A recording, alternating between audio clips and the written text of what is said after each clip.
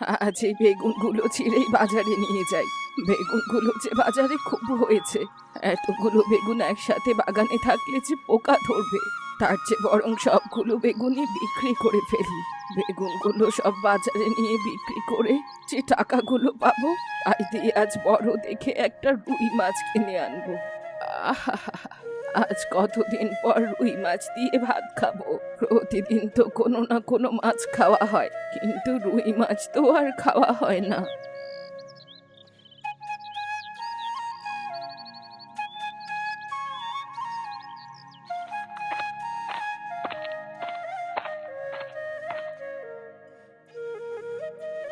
বুড়িমা, ও বুড়িমা, তুমি দেখছি তোমার বাগানে আসো। হ্যাঁ রে গোপালের বউ, বাগানেই সবজি তুলছি। এই সবজিগুলো বাজারে নিয়ে বিক্রি করব। তা বেশ ভালো বুড়িমা। শোনো, আমাকে কিছু সবজি খেতে দেবে? আজ ঘরে রান্না করার মতো কিচ্ছুটি নেই। ওইদিকে সুটকির বাবা যে সেই কখন বাজার করে আনে কে জানে। ততক্ষণ পর্যন্ত কি আর বসে থাকা যায় বলো? তাই তোমার কাছে এলাম। যদি তোমার কাছ থেকে কিছু সবজি দাও, তাহলে নিয়ে রান্না করতে পারবো। কি যে বলিস না গোপালের বউ, তোকে আমি সবজি দেব না কেন শুনি? তা বল, তোর কি কি সবজি লাগবে? আমাকে দুটো বেগুন আর অল্প কিছু কাঁচামরিচ দিও, তাহলেই হবে। আর কিছু লাগবে না। আচ্ছা ঠিক আছে, দাঁড়া, তোকে আমি দুটো বেগুন আর অল্প কিছু কাঁচা মরিচ দিচ্ছি।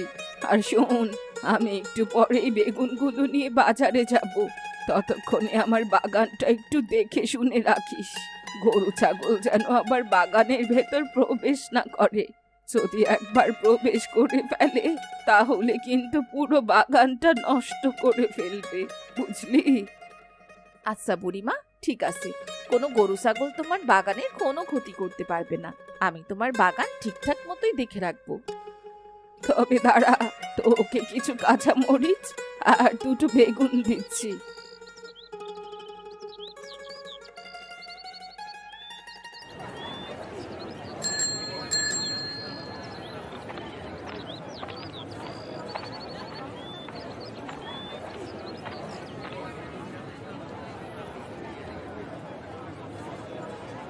ওই তো, কত সুন্দর সুন্দর মাছ উঠেছে বাজারে। আজ বেগুনগুলো বিক্রি করে বড় একটা রুই মাছ কিনবো। কি গো বুড়িমা, দাঁড়িয়ে আছো কেন? মাছ কিনবে নাকি? তা মাছ কিনলে বলো, তোমাকে বেশ বড় দেখে ভালো একটা মাছ দিই। হ্যাঁ রে কানাই, মাছ তো কিনবো, তবে এখন না। বেগুনগুলো আগে বিক্রি করে নি। আজ ভাবছি বড় একটা রুই মাছ কিনবো। ঠিক আছে বুড়িমা, তুমি কোনো চিন্তা করো না। যাও যাও, তুমি তোমার বেগুনগুলো বিক্রি করে এসো। আর ততক্ষণে আমি তোমার জন্য বড় একটা রুই মাছ রেখে দিচ্ছি, কেমন? আচ্ছা ঠিক আছে কানাই, বড় একটা রুই মাছই রাখিস কিন্তু। ছোট রুই মাছ আমি আবার খেতে পারি না। এবার তাহলে যাই, আর দেরি না করে বেগুনগুলো বিক্রি করে আসি।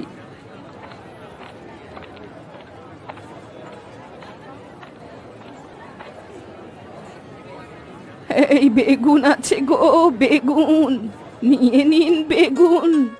একেবারে টাটকা সবজি বেগুন। আসুন আসুন।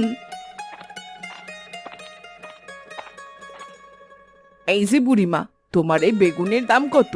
দেখে তো বেগুনগুলো বেশ তরতাজাই মনে হচ্ছে। হ্যাঁ গো, এই যে আমার বাগানের টাটকা বেগুন, একটু আগেই তুলে আনলুম। তা দাম বেশি যাচ্ছে না, মাত্র 10 টাকা কিলো। মাত্র 10 টাকা কিলো? আচ্ছা ঠিক আছে বুড়িমা, তাহলে তুমি আমায় 2 কিলো বড় বড় বেগুন দাও। হ্যাঁ হ্যাঁ, এক্ষুনি দিচ্ছি।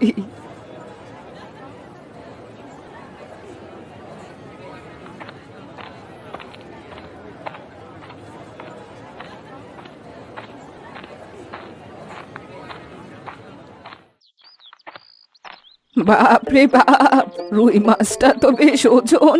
কিছুতেই হাতে নিয়ে হাঁটতে পারছি না। ঝুড়িতে তুলে মাথায় করে নেব নাকি হাতে নেব, কিছুই বুঝতে পারছি না।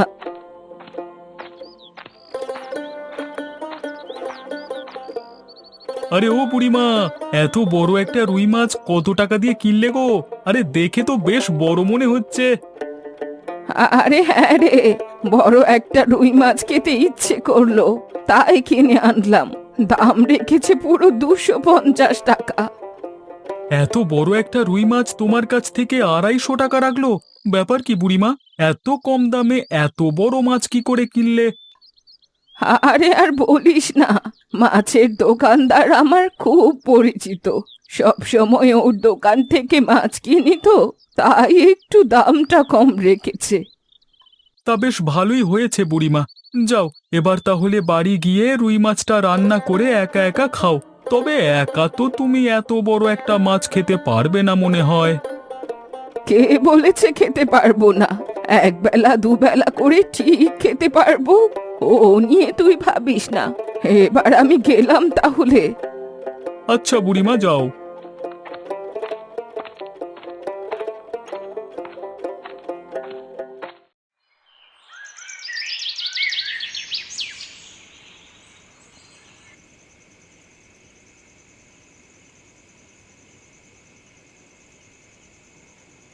মা, আজ মাংসটা তো বেশ ভালো রান্না করেছো।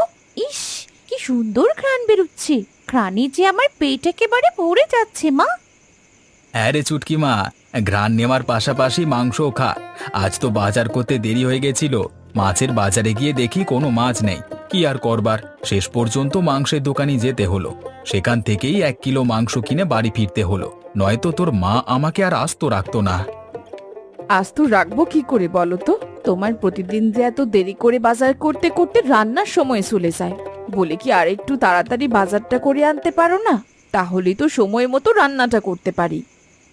আহা গিন্নি, রাগ করো না। আমি তো চেষ্টা করি কাজটা শেষ করেই বাজারটা করে নিয়ে আসবার, কিন্তু কাজ শেষ হতে যে দেরি হয়ে যায়। হয়েছে হয়েছে, আজ যদি বুড়িমার বাগান থেকে কিছু মরিচ আর বেগুন না আনতাম, তাহলে মেয়েটাকে সারাদিন না খেয়েই কাটাতে হতো। বলো কি, বুড়িমার বাগান থেকে বেগুন আর মরিচ এনেছিলে? হ্যাঁ গো, তোমার আশায় বসে না থেকে মেয়েটার জন্য বুড়িমার বাগান থেকে বেগুন আর কাঁচামরিচ এনে ভাজি করে দিয়েছিলাম। ভালোই হয়েছে, বুড়িমার বাগানটা ছিল বলে রক্ষা। শোনো গিন্নি, তোমার এই হাঁড়িতে রান্না করা কিছু মাংস বুড়িমাকেও দিয়ে এসো, কেমন? হ্যাঁ গো, তা তুমি মন্দ বলনি। দাঁড়াও, তোমরা খেতে থাকো, আমি ততক্ষণে হাঁড়িতে রান্না করা কিছু মাংস বুড়িমাকে দিয়ে আসি। সাবধানে যেও গিন্নি, বাইরে কিন্তু খুব অন্ধকার। আচ্ছা ঠিক আছে, আমায় নিয়ে অত ভেবো না।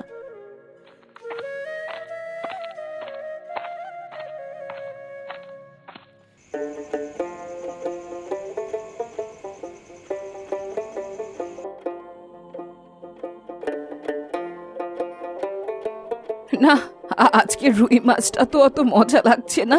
যতটা মজা লাগবে ভেবেছিলাম, ততটা মজা আসলে পেলাম না। এখন আমার মুখে কি ভালো লাগছে না, নাকি রান্নাটাই মজা হলো না কে জানে। কাল বাগানের টমেটোগুলো বিক্রি করে একটা ইলিশ মাছ কিনে আনবো। ইলিশ মাছ খেলে নিশ্চয়ই মুখের স্বাদ বাড়বে। আরে, এত রাতের বেলা আসলো কে? না, খেতে বসেও দেখি একটু শান্তি নেই। যাই, গিয়ে দেখে আসি কে এলো আবার এত রাতে।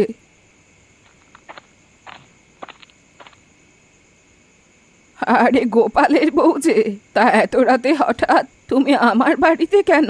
কোনো সমস্যা হয়নি তো? আরে না গো বুড়িমা, কোনো সমস্যা হয়নি। তোমার জন্য আমি হাঁড়িতে রান্না করা মাংসটুকু নিয়ে এলাম। আজ খুব দেরি করে সুটকির বাবা বাজার করে এনেছে। বাজারে কোনো মাছ না পেয়ে মাংস এনেছিল, তাই মাংসটুকু হাঁড়িতে বসিয়ে কষিয়ে রান্না করেছি। কিছুটা তোমার জন্যেও এনেছি, এই নাও বুড়িমা। আরে দেখো কাণ্ড, আমি বুড়ো মানুষ, এই মাংস কি আমি খেতে পারি নাকি? আমার খাওয়ার মতন দাঁত নেই রে গোপালের বউ। এই মাংস কামড় দিতে গেলে যে আমার দাঁতটাই পুরো ভেঙে যাবে। যা, এই মাংস তোরাই খা, আমি না খেয়েই খুশি আছি। বলো কি বুড়িমা, তুমি মাংস খেতে পারো না? তাহলে এই মাংসের ঝোলটুকু রাখো, আমি হাঁড়িতে কষিয়ে রান্না করেছি, খুব মজা হয়েছে। তুমি মাংস না খেয়ে শুধু ঝোল দিয়েই ভাত খেও। আচ্ছা ঠিক আছে, দে, না নিলে তো আবার তুই জোর করে দিয়েই ছাড়বি। এবার তাহলে আমি আসি বুড়িমা, সাবধানে থেকো, কোনো সমস্যা হলে আমায় ডেকো। আচ্ছা ঠিক আছে, তুইও সাবধানে যাস। হ্যাঁ বুড়িমা, ঠিক আছে, সকালে দেখা হবে।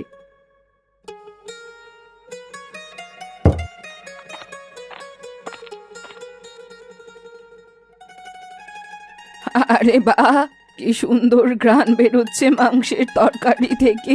গোপালের বউ বলল এই মাংস নাকি হাঁড়িতে কষিয়ে রান্না করেছে। আমি তো চাইলেও এমন হাঁড়িতে কষিয়ে রান্না করতে পারবো না, তবে মাংসের জায়গায় ইলিশ মাছ দিলে একেবারে জমে যাবে।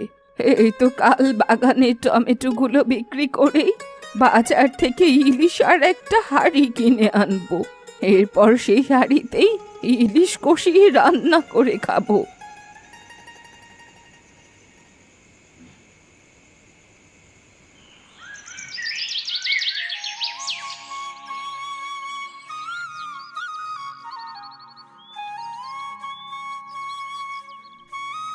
এই তো বাগানের সব টমেটো ছেঁড়া শেষ। এবার জলদি করে টমেটোর ছুরিটা নিয়ে বাজারে যাই। বাজারে গিয়ে টমেটোগুলো বিক্রি করে একটা ইলিশ আর একটা হাঁড়ি কিনে আনি। আজ মাটির হাঁড়িতেই ইলিশ মাছ রান্না করব।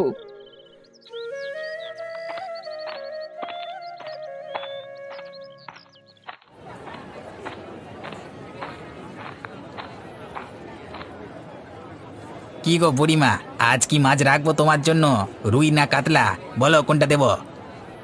না রে কানাই, এইসব রুই কাতলা মাছ খেতে খেতে মুখটা একেবারে তেতো হয়ে গেছে। এইসব মাছ আমি আর খাবো না। তুই আমার জন্যে বড় দেখে একটা ইলিশ মাছ রাখবি। ভাবছি আজ ইলিশ মাছ খেয়ে মুখের স্বাদটা বাড়াবো, বুঝলি? আমি টমেটোগুলো বিক্রি করে আসছি, যাওয়ার পথে তোর কাছ থেকে বড় একটা ইলিশ মাছ কিনে নিয়ে যাব, কেমন? আচ্ছা ঠিক আছে বুড়িমা, তুমি কোনো চিন্তা করো না, তোমার জন্য আমি বড় দেখে একটা ইলিশ মাছ রেখে দিচ্ছি, কেমন? হ্যাঁ হ্যাঁ, তাই যেন হয়। পরে বড় ইলিশ না পেলে কিন্তু আমি আবার নেব না। এবার আমি তাহলে যাই, টমেটোগুলো বিক্রি করে আসি।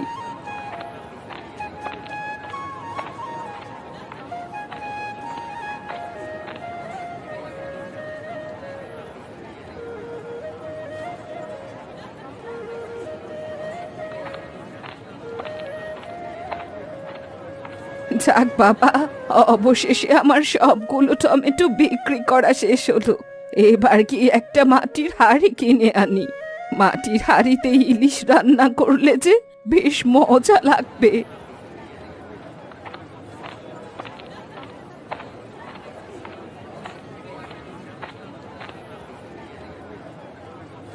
এই যে কামার, আমায় একটা মাটির হাঁড়ি দাও তো, খুব ভালো দেখে দেবে, যাতে ইলিশ মাছটা খুব ভালোভাবে রান্না করতে পারি।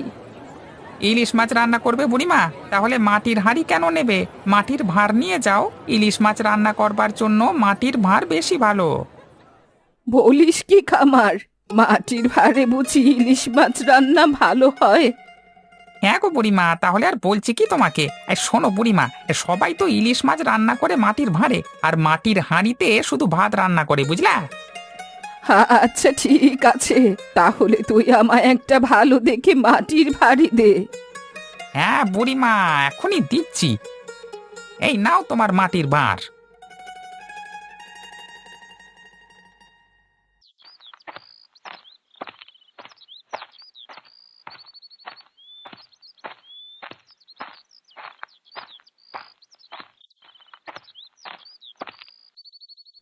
আরে ও বুড়িমা, দাঁড়াও দাঁড়াও, হাতে ইলিশ মাছ আর মাটির ভাঁড় নিয়ে কোত্থেকে ফিরলে গো? আর বলিস না রে, আজ ইলিশ মাছ রান্না করব, তাই বাজার থেকে ইলিশ মাছ আর মাটির ভাঁড় কিনে নিয়ে আসলাম। বলো কি বুড়িমা, তুমি মাটির ভাঁড়ে ইলিশ মাছ রান্না করবে? এটা তো অনেক আগেকার মানুষের একটা জনপ্রিয় খাবার। এই গ্রামের কেউ তো এখন এরকম করে রান্না করে না বললেই চলে। শোনো বুড়িমা, তোমাকে একটা কথা বলি, যদি তুমি মাটির ভাঁড়ে সত্যি সত্যি ইলিশ মাছ রান্না করো, তাহলে আমাকেও একটু খেতে দিও, কেমন? আচ্ছা ঠিক আছে, তুই তাহলে আমার বাড়ি আসিস, তোকেও কিছুটা খেতে দেব। এবার আমি আসি তবে, আমার অনেক তাড়া, বুঝলি? ঠিক আছে বুড়িমা, যাও। আমি কিন্তু সময় মতো মাটির ভাঁড়ের ইলিশ মাছ খেতে তোমার বাড়িতে চলে আসবো, কেমন? আচ্ছা আসিস, কোনো সমস্যা নেই।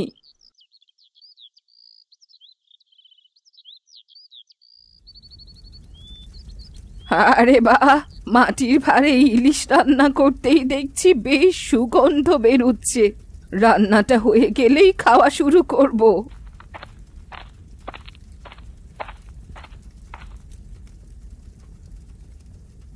আরে ও বুড়িমা, তুমি আজ কি রান্না করছো গো? তোমার হাতের রান্নার ঘ্রাণে একেবারে পুরো গ্রাম ভরে গেছে গো। আর বলিস নে, আজ আমি মাটির ভাঁড়ে ইলিশ রান্না করছি। মাটির ভাঁড়ে আবার ইলিশ মাছ রান্না করছে? বলে কি বুড়িমা? এরকম রান্নার কথা তো আগে কখনো শুনিনি। তাই তো বুড়িমা, এরকম রান্নার কথা তো এই প্রথম শুনলাম। তুমি আবার এরকম রান্না কোথা থেকে শিখলে?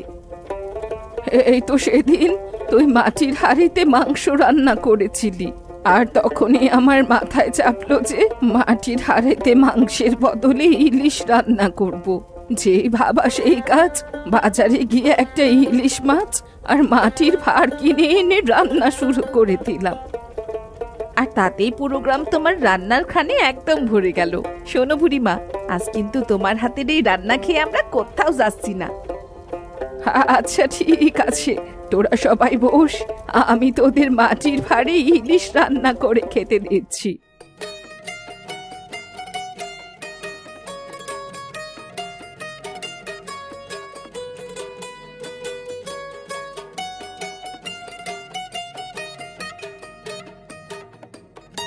বাহ বুড়িমা, তোমার হাতের রান্নার তুলনা হয় না গো।